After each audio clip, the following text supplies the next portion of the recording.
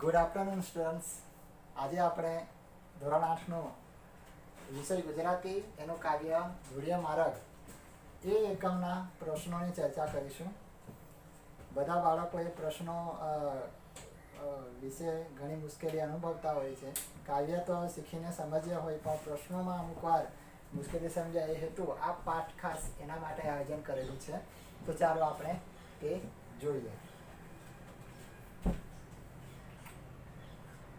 તો ધોરણ છે 8, વિષય છે ગુજરાતી, એકમ ધૂળિયા માર્ગ અને એની સ્વાધ્યાય છે. આપણે સ્વાધ્યાયના જે પ્રશ્નો છે 4 એ પ્રશ્નોની ચર્ચા કરીશું અને પછી એ પ્રશ્નો વિશે પણ આપણે ઊંડાણમાં સમજીશું. તો ચાલો આપણે પહેલો પ્રશ્ન જોઈએ. કવિના માટે મનુષ્યનું જીવન કેવું હોવું જોઈએ? તો કવિ આપણે એ કાવ્યમાં કવિએ સાત્વિક જીવનની વાત કરી છે. એ આપણને કાવ્યના શીર્ષક પરથી જ આપણને ખબર પડી જાય અને એ વિશે પહેલો પ્રશ્ન પણ સ્વાધ્યાયમાં મૂકેલો છે અને એ પ્રશ્નની વિશે આપણે હવે સમજીએ. કવિના માટે મનુષ્યનું જીવન સાદું અને સાત્વિક હોવું જોઈએ. આમાં બે અગત્યના શબ્દ છે. એક છે તો સાદું, બીજું છે સાત્વિક, જે આપણે અહીંયા જોઈ શકીએ છીએ. બરાબર છે કે સાદું અને સાત્વિક. તો એ બે શબ્દો આ પ્રશ્નના જવાબ માટે ખાસ જરૂરી છે. જે આપણે જ્યારે સ્વાધ્યાય કાર્ય કરીએ અથવા પ્રશ્નોના જવાબ આપીએ ક્યાં તો કાવ્ય સમજીએ તો એમાં જે મુખ્ય હેતુ છે એ આ બે શબ્દો પર જ છે. એક છે સાદું અને બીજું છે સાત્વિક. તો એ સાદું ને સાત્વિક જીવન એની વાત કવિ અહીં કરે છે. તો આપણે આ પ્રશ્નોમાં એ જોઈએ. ફરીથી એ પ્રશ્ન આપણે વાંચીશું. મનુષ્યના માટે મનુષ્યનું જીવન કેવું હોવું જોઈએ? તેનો જવાબ છે કવિના માટે મનુષ્યનું જીવન સાદું અને સાત્વિક હોવું જોઈએ. આ મુખ્ય બે શબ્દો એમાં અગત્યનો ભાગ ભજવે છે તે આપણને આ પ્રશ્નો દ્વારા સમજાઈ આવે છે. હવે આપણે બીજા પ્રશ્ન પર જઈશું. તો આમાં જે આપણે 7મા ધોરણમાં ભણી ગયા કે વાક્યના જુદા જુદા પ્રકારો, એમાં આપણે મુખ્યત્વે ભણ્યા હતા સાદું વાક્ય, નકાર વાક્ય અને પ્રશ્ન વાક્ય. તો તેને લઈને અને એના ભાવાર્થને લઈને બીજો પ્રશ્ન મુકાયો છે તે આપણે જોઈએ. કાવ્યમાં પ્રશ્નાર્થવાળી પંક્તિઓ કઈ કઈ છે? તેમાંથી કાવ્યમાં કયો ભાવ જગાડાયો છે? તો કાવ્યમાં આપણે જોઈએ કે મોટે ભાગે કાવ્યમાં પ્રશ્નો ઓછા આવતા હોય છે, પણ આમાં એનો ઘણો સારી રીતે ઉપયોગ થયો છે. તો એ પંક્તિઓ કઈ કઈ છે તે જોઈએ. આમાં મુખ્યત્વે 3 પંક્તિઓ આપી છે. ત્રણેયનો ભાવ લગભગ સરખો છે. તો એ આપણે પ્રશ્નો વાળી પંક્તિ જોઈએ. પહેલી પંક્તિ છે, કોણે કીધું ગરીબ છીએ, કોણે કીધું રાંક. જ્યારે આ તમે કાવ્ય વાંચ્યું હશે અથવા કાવ્ય સમજ્યા હશે ત્યારે જોયું હશે કે કાવ્યની શરૂઆત આ જ પ્રશ્નથી થાય છે કે કોણે કીધું ગરીબ છીએ, કોણે કીધું રાંક. બરાબર. તો આ એ પહેલો પ્રશ્ન છે જે આપણે કાવ્યમાં જોવા મળે છે. પછી બીજો પ્રશ્ન છે, એમાં તો શું બગડી ગયું, એમાં તે શી ખોટ. તો જ્યારે પૈસાની વાત આવે છે કાવ્યમાં, જુદા જુદા રૂપિયાની વાત આવે છે, ધનની વાત આવે છે, ત્યારે કવિ કહે છે કે જે જો ધન ના હોય તેનાથી કશું બગડી જવાનું નથી. આ ભાવ જગાડવા માટે કવિ ત્યાં પ્રશ્ન મૂકે છે. અને પ્રશ્ન કેવી રીતે મૂકે છે? એમાં તો શું બગડી ગયું, એમાં તે શી ખોટ.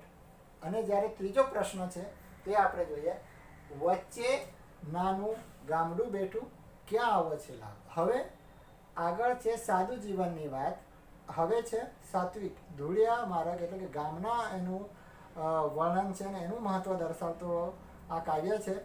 તો જે એનું ટાઇટલ છે તે ભાવ દર્શાવતું આ ત્રીજું એ છે કે વચ્ચે નાનું ગામડું બેઠું ક્યાં આવો છે લાભ. તો ગામડું વચ્ચે બેઠું છે એટલે કે ખરેખર એ વસ્યું છે ગામ, પણ કવિ એ દ્વારા બેઠું શબ્દ દ્વારા આપણને કંઈક અલગ ભાવ આમાં દર્શાવે છે. ને આવો લાભ બીજે ક્યાંય નથી એ પ્રશ્ન દ્વારા આપણને સમજાવે છે કે ક્યાં આવો છે લાભ. તો આપણને તરત મનમાં એનો જવાબ આવે કે બીજે ક્યાંય આવો લાભ નથી. તો આ 3 પ્રશ્નો આપણે ફરીથી વાંચી લઈએ. પહેલો પ્રશ્ન છે, કોણે કીધું ગરીબ છીએ, કોણે કીધું રાંક. બીજો પ્રશ્ન છે, એમાં તો શું બગડી ગયું, એમાં તે શી ખોટ. ત્રીજો પ્રશ્ન છે, વચ્ચે નાનું ગામડું બેઠું ક્યાં આવો છે લાભ. આ 3 પ્રશ્નો દર્શાવતી પંક્તિઓ આપણને કાવ્યમાં મળી રહી છે અને એમાંથી કયો ભાવ જગાડાયો છે તે આપણે પ્રશ્નોના જવાબના બીજા ભાગમાં દર્શાવેલું છે. તમારે પણ પરીક્ષામાં પહેલા પ્રશ્નનો જવાબ પહેલા ભાગમાં અને એની સાથે જો બીજો પૂરક પ્રશ્ન હોય તેનો પ્રશ્નનો જવાબના બીજા ભાગમાં દર્શાવવાનું, જેવી રીતના અહીંયા દર્શાવેલું છે. તો જોઈએ એ બીજો ભાગ. આ પંક્તિઓ દ્વારા કુમારીનો ભાવ વ્યક્ત થયો છે. અહીં પરમેશ્વરમાં ભરોસો રાખી નૈસર્ગિક વાતાવરણમાં સ્વમાનથી જીવન જીવવાની વાત કરી છે.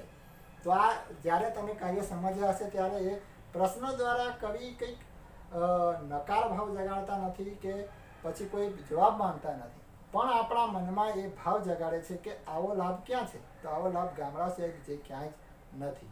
કોને કીધું ગરીબ છે? એટલે ખરેખર ગરીબીની વ્યાખ્યા બીજા કોઈકે બનાવી છે, આપણે એને માની લઈએ છીએ. આવી રીતે માનવાની જરૂર નથી, કેમ કે ગામડામાં વાતાવરણ અને શુદ્ધ હવા, પ્રદૂષણ મુક્ત જીવન, સાત્વિક જીવન, આ બધો જે લાભ મળ્યો છે જે પૈસા આપતા પણ આપણને મળી શકવાનો નથી. એટલે આપણે ગરીબ છીએ એવું માની લેવાનું નથી, એવું કવિ કહે છે. જ્યારે બીજો પ્રશ્ન છે કે ધન ના હોય તો કંઈ બગડી જવાનું નથી, આપણે જીવિત રહેવાના જ છીએ. તો તે વાત આમાં કવિએ દર્શાવી છે. તો આ રીતે તમને આ પ્રશ્ન 2 સમજાઈ ગયો હશે. હવે આપણે ત્રીજા પ્રશ્ન પર જઈએ. તો એ પ્રશ્ન પણ આ જે ત્રીજો પ્રશ્ન છે એ કાવ્યનું જે હેડિંગ શીર્ષક છે તેના પર ખાસ કરીને ધ્યાન આપે છે. પહેલો પ્રશ્ન હતો એ હેતુ માટે હતો, બીજો પ્રશ્ન હતો એ વ્યાકરણ સાથે એમાં જે ભાવ છે એના વિશે હતો, ત્રીજો છે એ શીર્ષક પર આધારિત છે.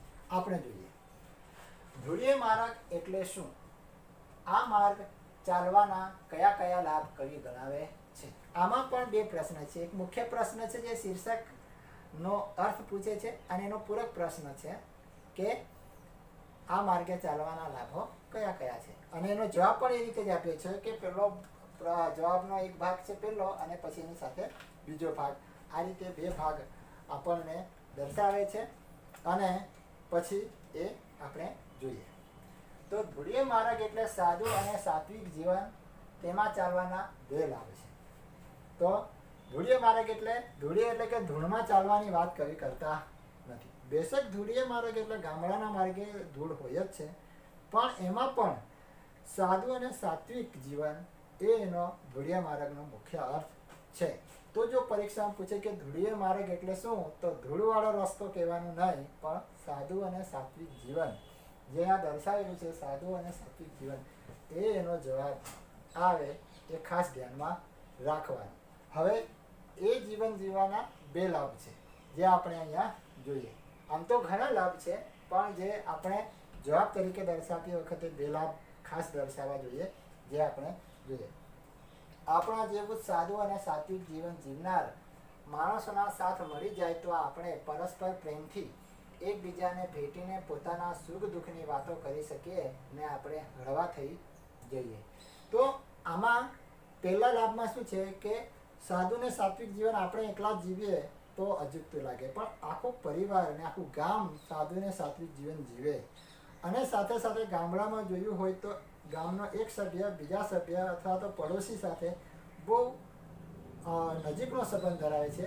સામાજિક તો ધરાવે જ છે, સાથે સાથે લાગણીથી પણ એ સંબંધ ધરાવે છે, જેથી કરીને કોઈ દુઃખ આવી પડે કે કોઈ દુઃખદ પ્રસંગ બને ત્યારે બધા સાથે મળીને એ દુઃખના ભાર ઉચકવા લાગે છે, એટલે કે ભાર હળવો કરવા લાગે છે અને પોતાનું દુઃખ વેચાઈ જવાથી માણસને હળવાશ થાય છે અને એ આનંદ.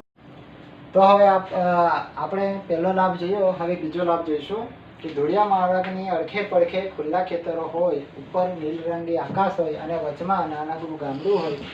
પ્રકૃતિને ખોળે રહેવાનો આવો લાભ બીજે ક્યાંથી મળવાનો? આથી કવિ ધૂળિયો માર્ગ પસંદ કરે છે. તો કવિ આ બધું વર્ણન દ્વારા કે ધૂળિયો માર્ગ કેમ પસંદ કરે છે એનું કારણ પણ આપે છે કે આજુબાજુ જે ગામ છે એની આજુબાજુ ખુલ્લા ખેતરો છે અને આકાશ એકદમ નીલરંગી છે. એટલે કે નીલરંગી તો બધી જગ્યાએ હોય છે, પણ અહીં કવિ એ દર્શાવે છે કે આ જગ્યાએ પ્રદૂષણ નથી, ફેક્ટરી કે મિલોનો ધુમાડો નથી, વાહનોનો ધુમાડો નથી, શોરબકોર નથી, જેથી કરીને એકદમ શાંત વાતાવરણ છે ને આકાશ એકદમ ખુલ્લું છે અને એવો પ્રકૃતિને ખોળે રહેવાનો લાભ કવિ ધોળીએ માર્ગ પસંદ કરીને ગામડે રહેવાનો જીવનનો સારો અને સાત્વિક માર્ગ પસંદ કરવાનું કવિ અહીં કહે છે. તો આ રીતે તમે આ પ્રશ્ન 3 સમજ્યા હશો. હવે આપણે ચોથો પ્રશ્ન સમજીએ, જે આ પ્રશ્ન હવે છેલ્લો છે. ચાલો જોઈએ. કવિ પાસે શું નથી એની એમના મન પર શી અસર થાય છે? તો કવિ અહીંયા છેલ્લો પ્રશ્ન છે. હવે જુઓ, 3 પ્રશ્નો અલગ અલગ પ્રકારના છે અને આ જે ચોથો પ્રશ્ન છે તે એકદમ જુદા હેતુ માટે પૂછાય છે કે માનસિક અસર. આપણે કોઈ વસ્તુ ખરીદીએ તો તેનાથી આપણને શારીરિક ને સામાજિક અસર થાય જ છે, પણ માનસિક અસર પણ થાય છે. હવે દાખલા તરીકે કોઈક મોબાઈલ આપણે ખરીદીએ તો એનાથી